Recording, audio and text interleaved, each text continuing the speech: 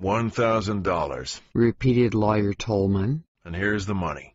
His voice was formal and distant.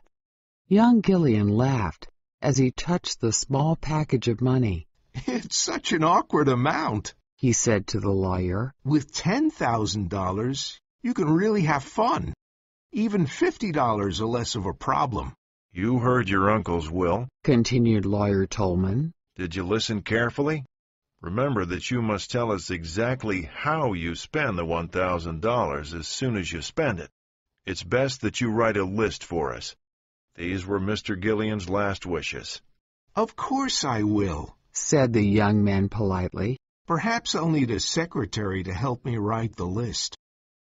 Gillian put the small package of money into his coat pocket and went to his club. At his club, he looked for old Bryson, who was 40 years old and calm. He was reading a book and took off his glasses when he saw Gilliam. Wake up, old Bryson, said Gilliam.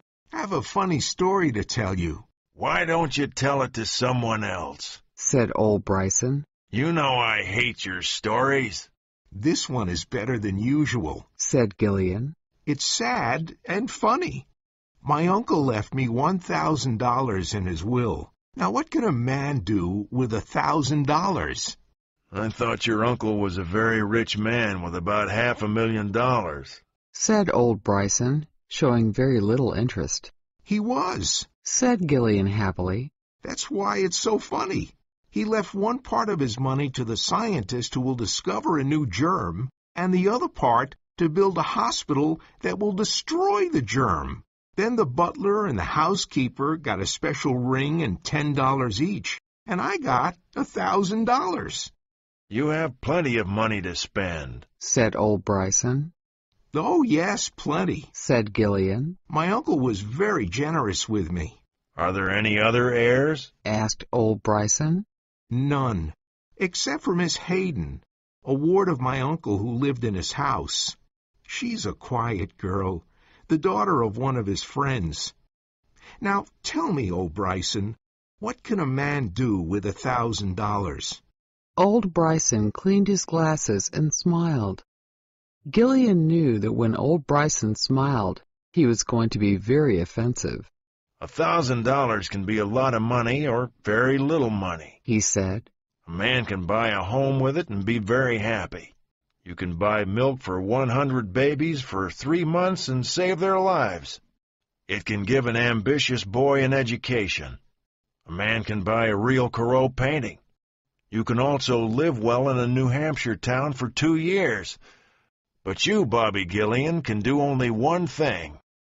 You can buy Miss Lotta Laurier a diamond pendant with $1,000. Thanks, said Gillian.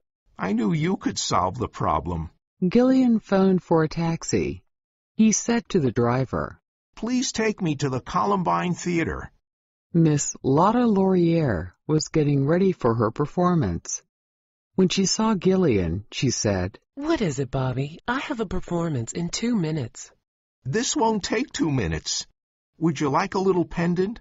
I can spend $1,000 on it. Oh, all right, said Miss Laurier. Where is my hat?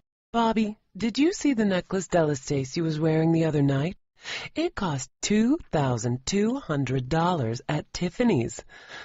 But, all right. Miss Laurier, you're on stage in a minute, cried the manager of the theater. Gillian returned to his taxi. What can a man do with $1,000? He asked the driver. Open a saloon, said the driver immediately. I know a perfect place for a saloon where I could make lots of money and... Please drive until I tell you to stop, said Gillian. They drove down Broadway, and Gillian saw a blind man on the sidewalk. He was sitting on a chair and selling pencils. Gillian got out of the taxi and stood in front of him. Excuse me, he said, but what can you do with $1,000? You just got out of the taxi, didn't you? asked the blind man. Yes, I did, said Gillian. I think you must be a gentleman if you ride a taxi during the day. Take a look at this, please. He took a small book from his coat pocket and gave it to Gillian. Gillian opened it and saw that it was a bank deposit book. It showed a sum of $1,785. Gillian returned the bank deposit book and got into the cab. I forgot something, he said. Drive to the law offices of Tolman and Sharp. Lawyer Tolman looked at him severely through his glasses. Excuse me, said Gillian cheerfully. May I ask you a question? Did my uncle leave Miss Hayden anything besides the ring and the $10? Nothing, said Mr. Tolman. Thank you very much, sir, said Gillian, and he returned to his taxi. He gave the driver the address of his late uncle's home. Miss Hayden was writing letters in the library. She was small and thin, and she wore black clothes, but she had lovely eyes. Gillian entered and said, I was at the lawyer's office, and he found an additional clause to my uncle's will. It seems that he left you $1,000. Mr. Tolman asked me to bring you this money. Here it is. Please count it to see if it's right. Gillian put the money near her hand on the desk. Miss Hayden's face turned white. Oh, she said, and again. Oh!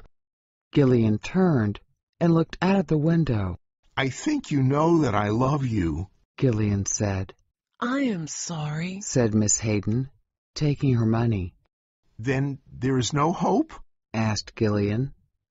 I am sorry, she said again. May I write a note? Asked Gillian with a smile.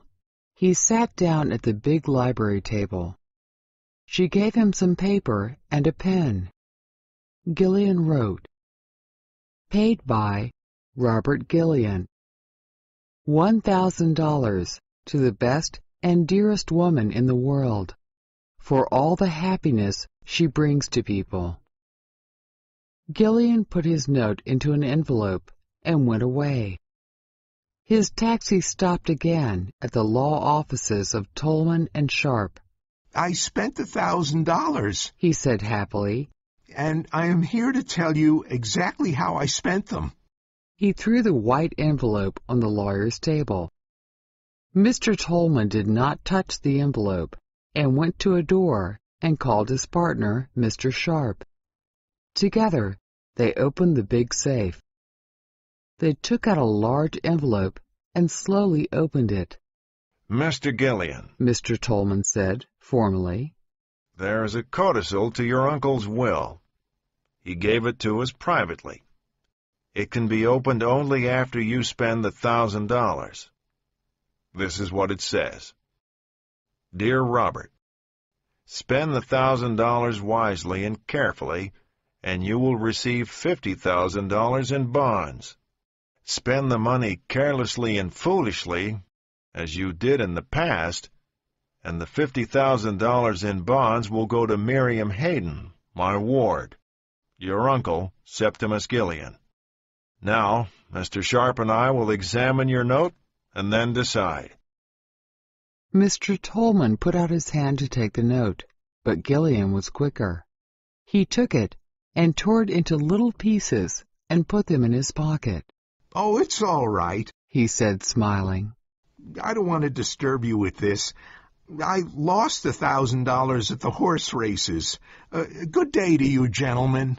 Tolman and Sharp looked at each other and shook their heads. Gillian left and whistled happily as he waited for the elevator.